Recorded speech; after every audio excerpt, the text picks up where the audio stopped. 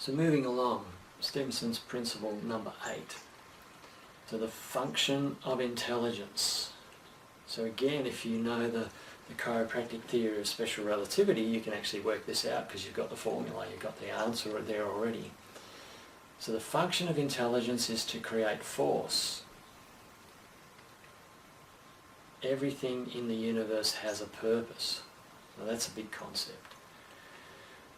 So why do we have intelligence? You know, if we just had force, how would it know how to put things together? How would it know how to make a liver cell and a brain cell and a muscle cell?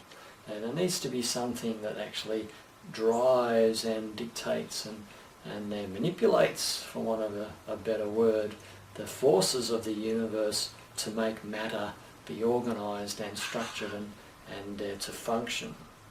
So if you play around with the variables of the chiropractic theory of special relativity, you can see that if you just move one of the variables to the front, then you can see how it relates to the other variables. So Stephenson's 33 principles, number 9, the amount of force created by intelligence. You're probably going to guess where this is going. It's always 100% because intelligence is always 100%, so it's always going to produce the amount of force that is needed to try and change and to manipulate the mass and the matter that's in the universe. So intelligence adapts the amount of force based on the action to be performed at each moment. So force equals mass times intelligence squares. The amount of force needed depends upon how much matter is required.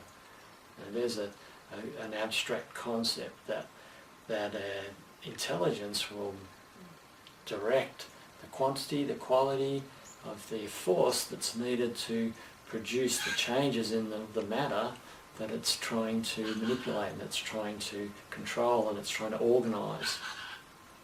So again, I've got a short video to show you to try and start to stretch your minds out of this.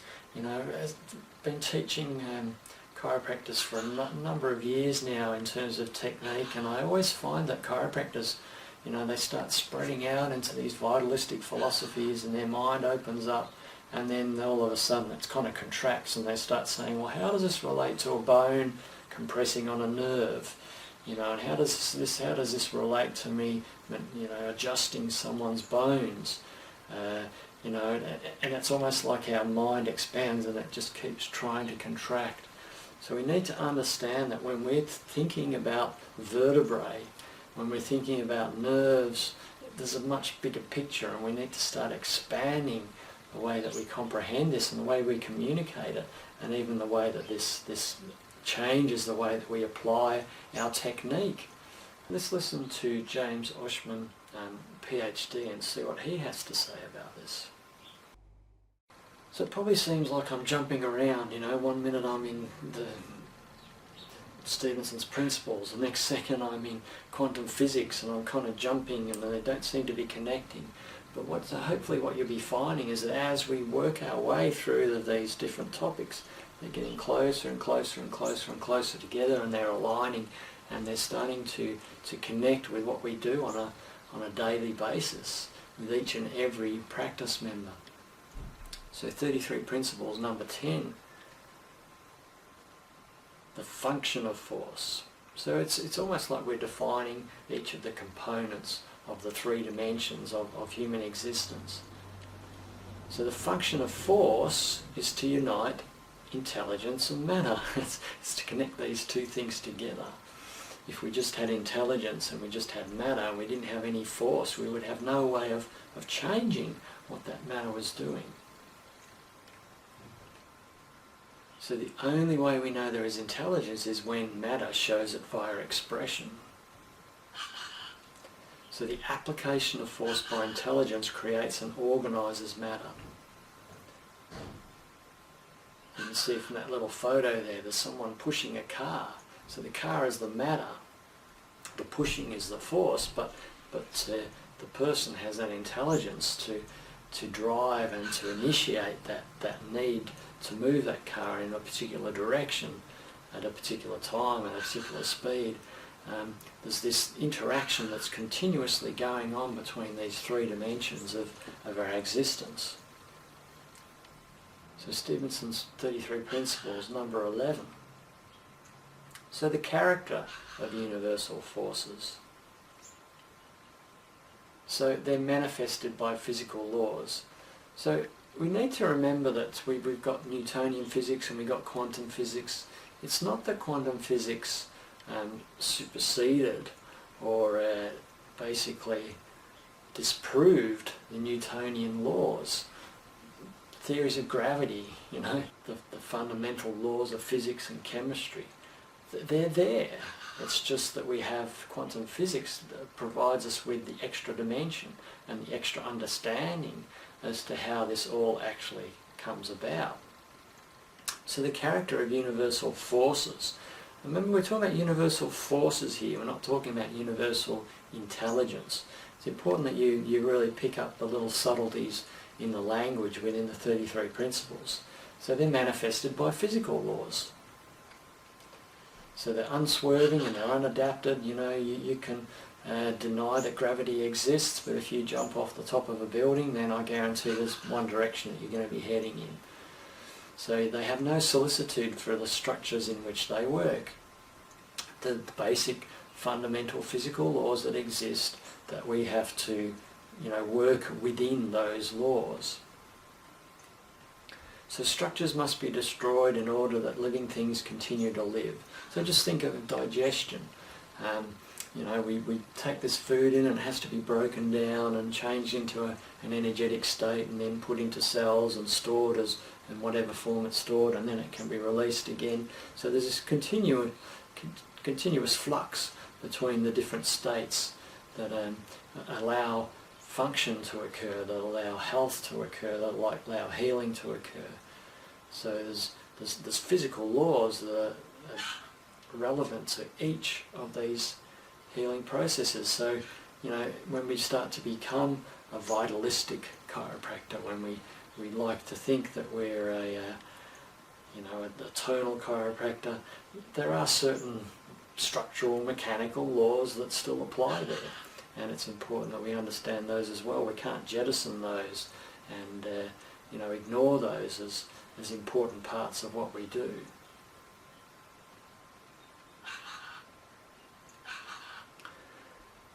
So it was interesting when I was first starting to research for this program and put the material together. One of the things I found was some audio interviews with some quantum physicists.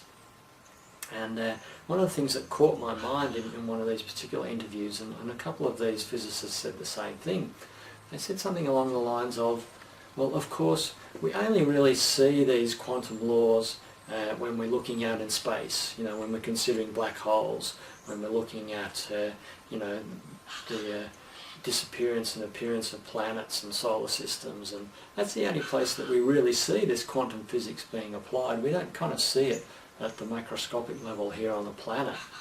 And I thought, man, they don't know anything, do they? They're obviously not chiropractors, because that's what we see every day. We see quantum physics being applied at the human level. And it's just so obvious that within the human being, that the human body is the ultimate quantum converter. In fact, these quantum physicists, if they want to see quantum physics at work, they should come and look at the human body.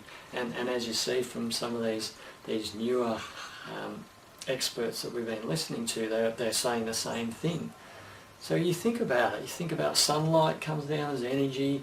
Photosynthesis occurs in the grass, and then that's turned that energy into matter in the form of the grass, and then the cow eats the grass and digests it and turns it into energy and then puts it in cells, and then that becomes milk, and then we drink the milk. There's this continuous shift between these different states at different points in the process of things going from energy to being matter, to being energy, to being matter, to being in the human being, for us to do what we do on a daily basis. And as chiropractors specifically, we're talking about the ability of the body to heal and to regenerate itself. Really requires this quantum conversion to be going on actively and continuously. and proactively. So our next quantum physics theorem, principle that we need to get our heads around is an idea of quantum entanglement, which some of you may have heard of. It was actually new to me when I started studying this as I got deeper into the quantum physics theorems. I'd never really heard much about this concept of quantum entanglement, but again, as a chiropractor, it made complete sense and really helped me to comprehend the way that cells communicate and the way that sometimes even interpersonal relationships occur, even the way that my relationship as a practitioner to my practice member can unfold and the best way for it to work. Quantum entanglement really explains a lot of mysterious phenomenon within the universe and within the human being and within human relationships. So it's interesting because Einstein knew about this concept of quantum entanglement. He really didn't like it because it kind of messed with some of the constants of what they knew from Newtonian physics and what they were discovering as quantum physicists. And he called it spooky action at a distance. So that gives you kind of a clue as to what he thought about it, because it seemed quite mysterious, unexplained, and in fact was messing with some of their fundamental belief systems almost.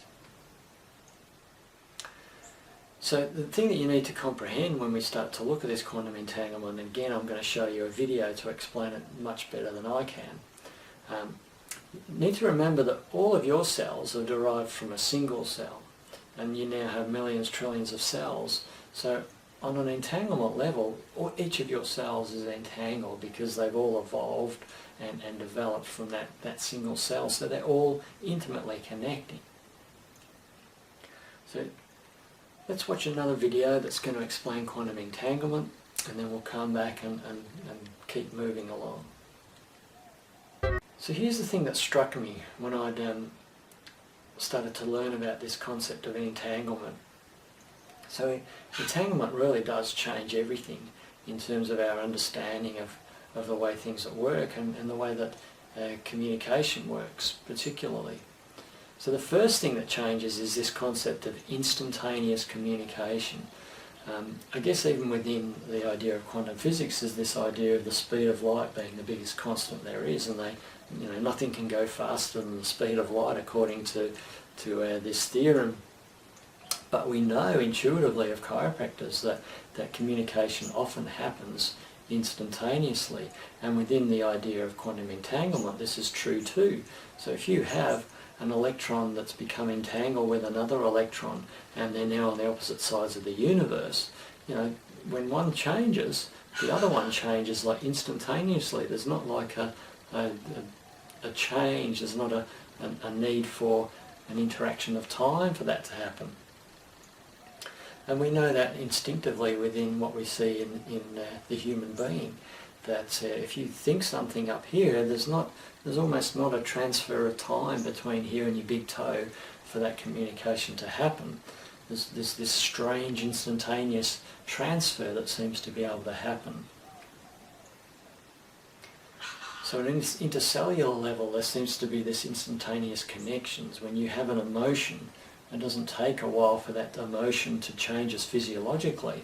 As soon as the emotion changes, the physiology changes. As soon as that physiology changes, almost simultaneously, the emotions will change. So there's this completely entangled relationship between different things within us. And when we start to look at human body fields, we can understand that there is a degree of entanglement between individuals. So obviously there'd be different depths of entanglement that can occur. If you just walk past someone on the street and just barely brush past them, then you're probably not going to be entangled. But if you come into someone's field and you're actually, shaking their hand or hugging them or kissing them, or, deeper and deeper levels of intimacy happen, then there's deeper and deeper degrees of entanglement that start to happen between those two people. And as practitioners, when we're coming into closer and closer proximity, we literally are becoming entangled with our practice members to a degree. And what's going on inside of us can affect them, and what's going on inside of them we can comprehend and perceive, as we'll be talking about as we move through.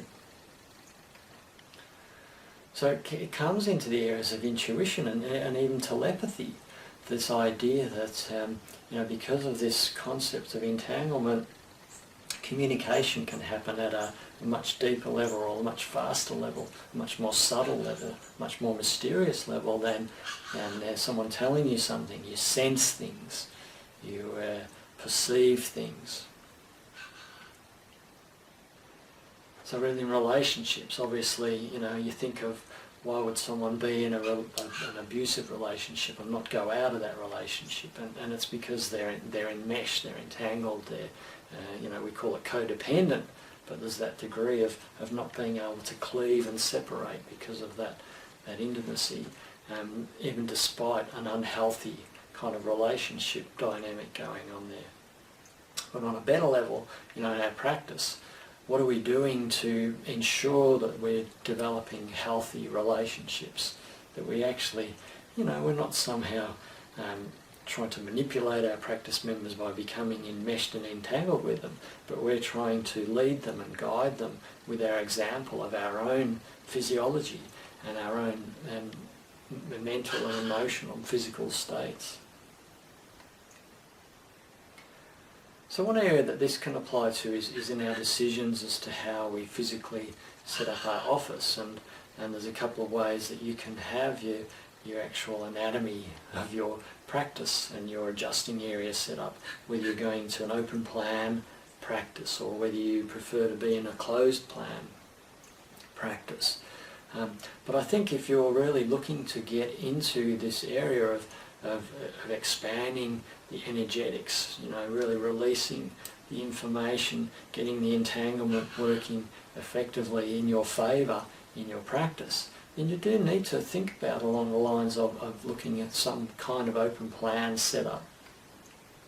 So let's look at some of the issues between these two styles of practice.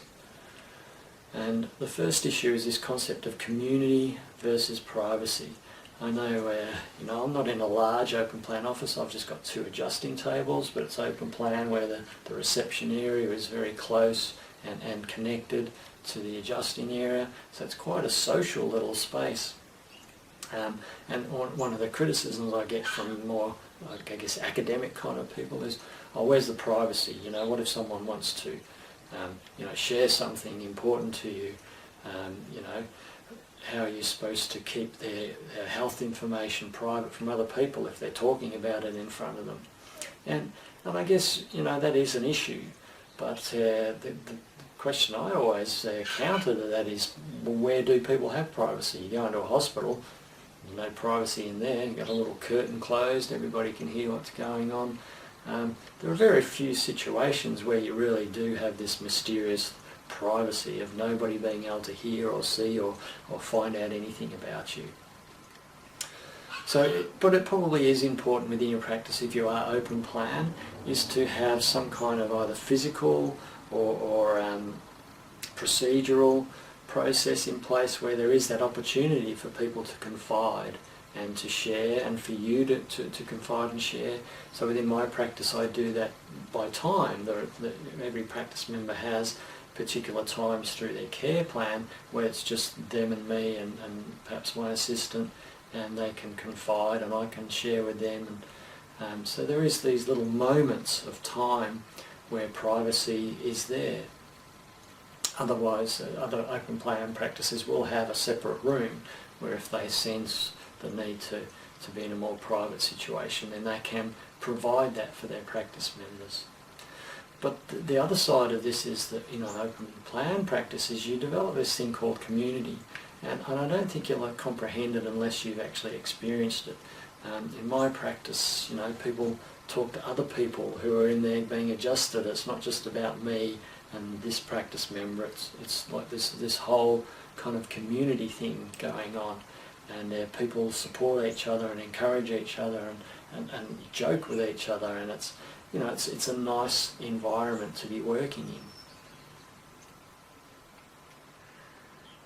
And in terms of communication, there's a lot can be going on between those two different open plan versus closed plan situations. If you're working in closed plan, it is generally just a one-on-one relationship, and there's one-on-one communication that can be going on there.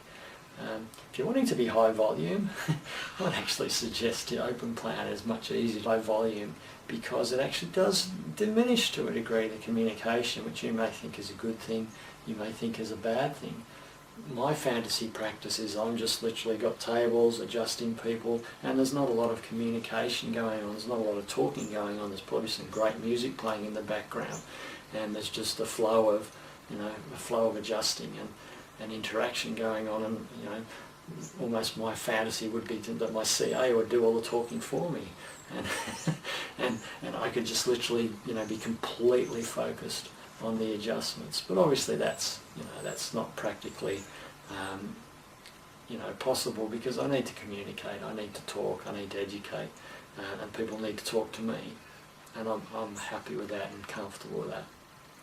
But communication is different between the two scenarios, and there's a processing time. When we talk about a tonal adjustment, there is this concept that if you just adjust without much processing time, the person has a little bit of a lack of ability to get some good biofeedback happening, and some good respiratory changes and tonal responses, etc. So the benefit of being an open plan is you can have a number of tables, and you can adjust someone, leave them to adjust someone else, and go around. So the person actually has a little bit of time to process what's going on with their adjustment, but you can still see a lot of people in a set amount of time. We talk about this concept of resonance and entanglement, and for those of you who have done any network training, then you've probably observed this in the the teaching environment. I know one seminar I went to at Donnie Epstein, where he had 8 tables and 8 people lying on the tables, and he went and held a contact on one person and then moved to the next person. As he moved around, you could literally see the bodies kind of somehow synchronizing, and as he touched one person, another person would respond, and there was this really mysterious, wonderful, encounter going on an individual level, but on a group level. And I think that's true in an open plan practice, that you will get that, more of that kind of group response going on as a result of that. Whereas if you're in a single room, I know when I went back from network programs in the 90s, and I'd be in my one little room with my one practice member, and I just could never seem to get the same, magical responses that you would get in that seminar and kind of environment.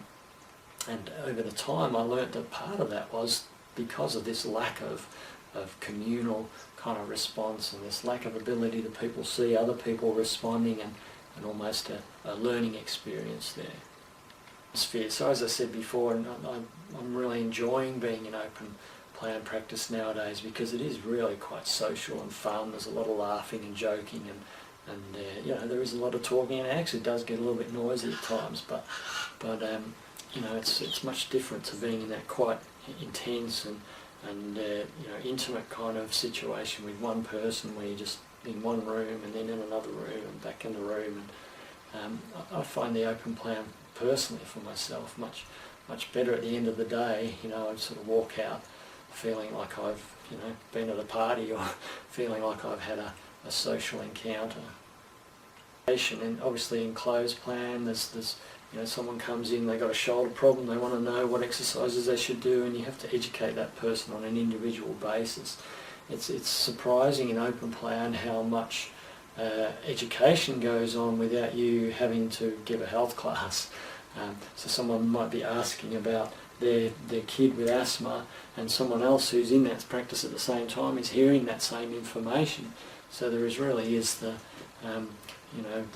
much more effective use of your time in communicating, and practice members educate each other. Like someone will come in all crooked, and one of your other practice members will notice, and they'll say, "Oh, don't worry, Nick will help you. You just got to do what he says." And there's so much I don't have to do nowadays, because my other practice members do it for me. So that you can see that a lot of these concepts can start to flow into the to the physical environment of your practice. So our next quantum physics theorem is this theorem proposed by Heisenberg, and it's called the Heisenberg uncertainty principle. Here's the principle. You cannot calculate momentum and position at the same time.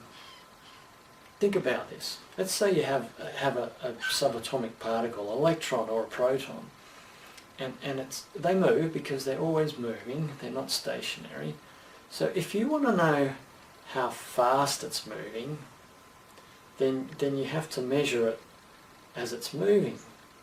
So you have to be able to measure its velocity. But if you're measuring its velocity, there's no way that you can know where its position is because it's by definition moving. So if I want to know where its position is in space, then I have to get a snapshot of it in time. So at that point, there's no way for me to measure how fast it's going, because at that point, by definition, it's stationary, because that's what I need it to be for me able to say where it is in space. So there's this idea that within physics there are certain things that you can't measure at the same time. So how does that apply to us in healthcare? How does that apply to us in chiropractic? Think of medical research.